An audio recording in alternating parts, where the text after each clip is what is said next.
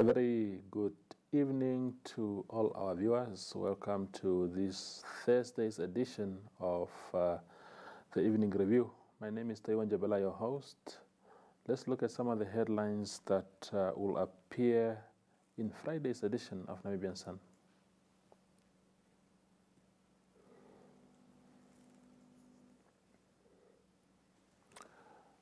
Namibia will deport new refugees that have arrived in the country from Angola. The number of them recently went back to their country, but there's a new group that has arrived in the country, and the government says they would have to go back to their country.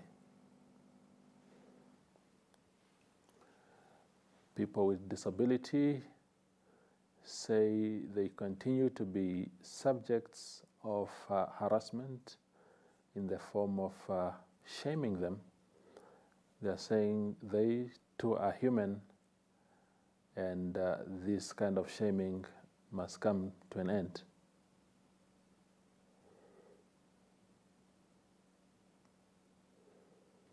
Finally, the economic conditions in the country have increased incidents of poaching for food. In the past, people poached rhino horns and other items for trade, but now, according to a new report, people are also now poaching for food. Now, tonight on the show, we have, we are welcoming back the councillor of the Swakopmund Constituency, that is Sisker Smith, to brief us on the latest regarding her position, not only as a councillor of that constituency, but also in the party, that is the Independent Patriots for Change. Councillor, if you can hear me, good evening and welcome to the show. Welcome back to the show, as a matter of fact. Evening, Toivo. Thank you so much. It's nice to be back here. Yeah, wonderful. Since the last time you were on the show, so much has happened. You were summoned by the party leadership.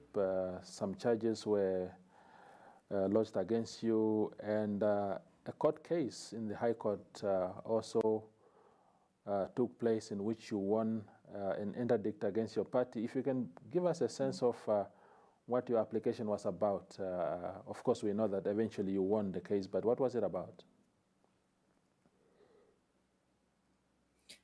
Well, the urgent application that I brought before the was just because of the hearing. I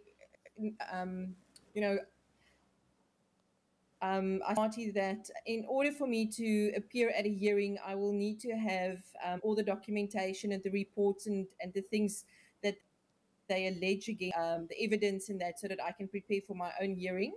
And I also, communicated with them that I will have to bring legal representation because it's not a small matter. It is a matter of my career as well as my position as chairperson, to which the party didn't. So we had no other chance after numerous letters and phones to bring an urgent application to the court, the High, to make sure that the hearing gets postponed the time when our initial court case is finalized. So we've got another court case running against the against the IPC regarding the hearing because we challenged the processes that they followed. So they refused to respond to that hearing until I brought this urgent application to the High Court. And now currently, it's quite ironic, there's a restraint against the IPC for bringing a hearing against me. We've concluded the initial court case. Yeah. So if I understand you correctly, you are saying essentially that you need to go into that disciplinary hearing with as much preparation as possible, including having your own lawyer and all that. What is the basis of denying you some of those privileges at the hearing? What is the party saying?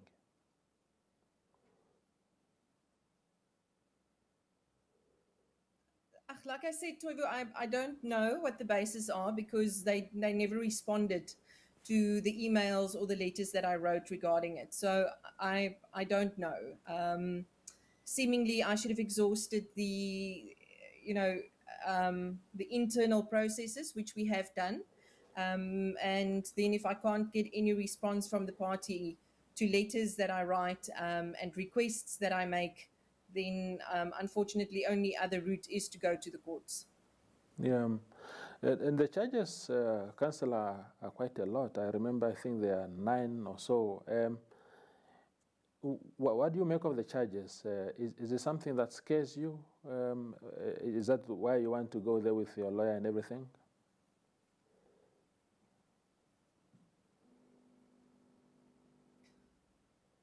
Well, you know what? Some of the charges, not as a person, they scare me as a representative of the public. Some of the chargings, I shouldn't have spoken to you. I've been charged because I went on to review. Also because in my that was also one of the charges. It seems that the IPC does not allow freedom of speech, and you're not allowed to speak to the media, and you're not allowed to speak out against the leaders of the party, which was the initial case because I called them spineless. And that's because most of the countries where those things aren't allowed, it's like North Korea, China, where you're not allowed to speak out against the person in charge. And that's a big threat to our democracy. And if this is the things that are happening on small in a party, then what does that bode forward? You know, if the specific party goes into leadership of the country, will we then not be able to speak out, against the party? Will we be not allowed to speak to the media? Will everything be censored? Because that's now what's happened to me. And that's why this case is so incredibly important for me.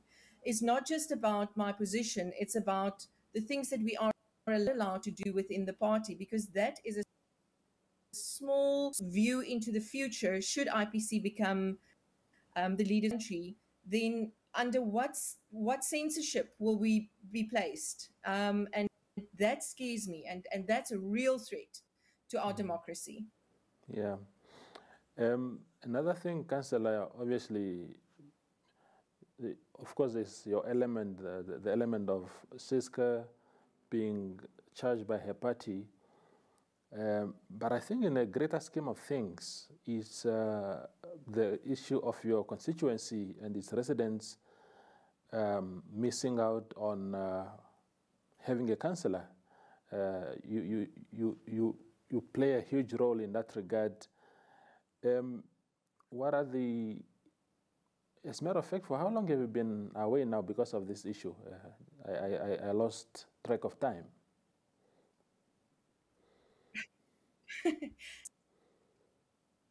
October the 20th. It's got a massive effect.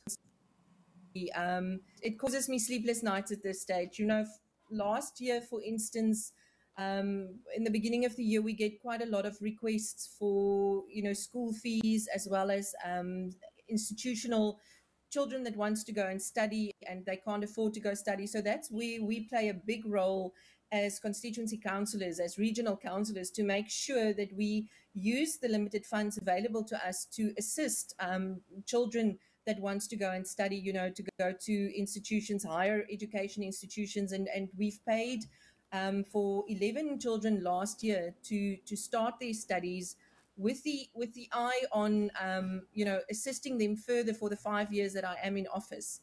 And now, come this year, I'm not allowed in my office. There's an internal memo that went out. My office is not allowed to work with me at all.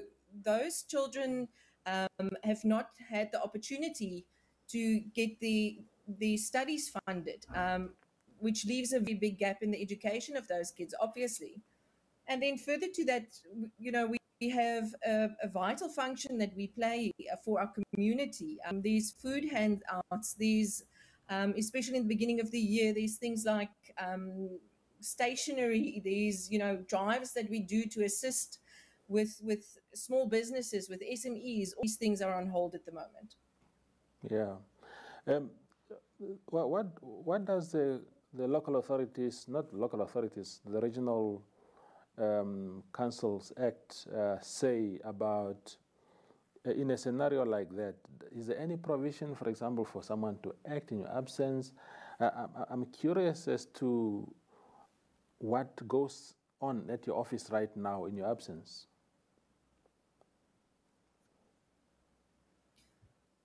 Well, a phenomenal, chief of operations there, Mr. Victor Mashao. So he's managing the office, but obviously have the powers to sign off on grants and off on money that we need to distribute or these sort of things. So the basic day-to-day things are still continuing, but like I said, we can't assist anyone at this stage. And that's something that really bothers me, because this wasn't taken into consideration with the restraint. The effect that this will have on the public, and the effect that it will have on my constituency. And if we say that we are for the people, shouldn't we be asking the questions first and foremost, what effect will our actions have on the people? Yeah, and then of course the issue of you spoke briefly about your position in the regional council as chairperson there. There are provisions within the Act also that says a member may continue to be in that position until, under some circumstances it says, I think, that if you miss a number of meetings, you may automatically cease to be in that position. But luckily, not much or many meetings have taken place during your suspension. But is it also something that is at the back of your mind, that what is happening in the party could then also affect your position at the regional council?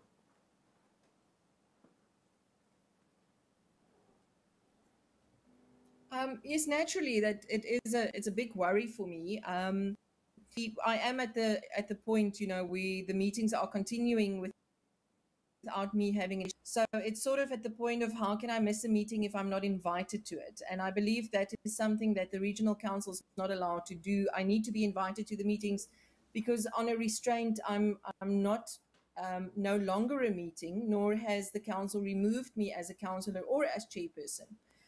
But I'm not getting my agendas. I'm not being invited to meetings. At the previous management committee meeting, Dr. Itula himself threatened the Ironga Regional Council with a court case if me to come in. And that's part of my bone of contention with the Ironga Regional Council, because how can we, as an elected council, allow an outside person to dictate to the council what we may and may not do? Not even the president has, the national president has standing in our councils, but suddenly the Ironga Regional Council is allowing an outside persons in our very sacred council. So that's part of what the and I have phenomenal that is my corner in this within the council, that the law stands at the end of the prevails. Yeah, maybe the final question really, Councillor, today is, again, there's been a lot of speculation what will happen. A lot of people in your constituencies seem to think that you've started off very well, and there was an element of excitement within your constituency until you were suspended in October. But what are the odds that if things do not go your way after the disciplinary process, what is your future then in politics? Some people have suggested that you might stand as an independent councillor, if a by-election is called. Obviously, if you are removed as councillor, a by-election would have to be called, and some people speculated that you might want to stand as an independent. Is that something that has crossed your mind?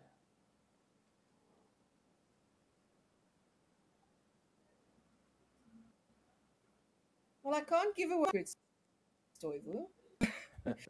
Look, I think at this stage, that which I am, fighting for is a big thing for me, and I think national level. So I would like, before I make any decisions about politicians and these sort of things, I probably deliver certain as councillor. So I would very much like to stand by that. I do have fundamental issue with the party at the moment, and that I'll also have to address and see if the large, same way as I do, shouldn't take it from the end. I do believe that there are certain elements with IPC which is wonderful and which nation forward, new party, and there is needs to be done, and hopefully this is part of that ironing out. Standing as an independent, my mind, but at this stage I'm still a member of IPC. I'm still elected by the IPC, the people of Swakopmund, not just the IPC voters, but people from other parties as well. So I have to take all of action, for the way forward. But before I can decide on the future, I need to see what happens with everything that's going at the moment. Indeed. Councillor, today's interview is much shorter because we seem to have a bit of internet issues, connection issues, but we have captured the gist of your contribution, and we want to thank you again for availing yourself for the show, despite, as a matter of fact, being charged for being on this show previously. You seem to be still brave to say, look, as a matter of principle, I'll still go on the show and speak, or I'll still avail myself to the media and speak, which we think is a very good principle to have. We thank you for your time, Councillor, and all the best.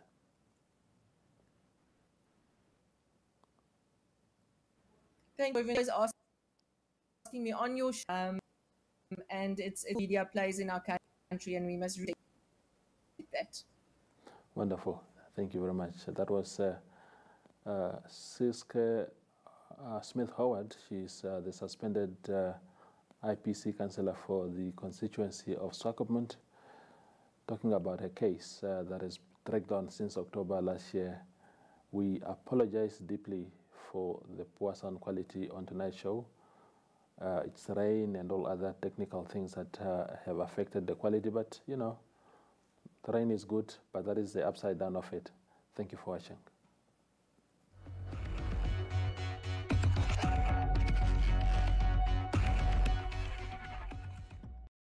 Ladies and gentlemen. Yeah, welcome to another exciting edition.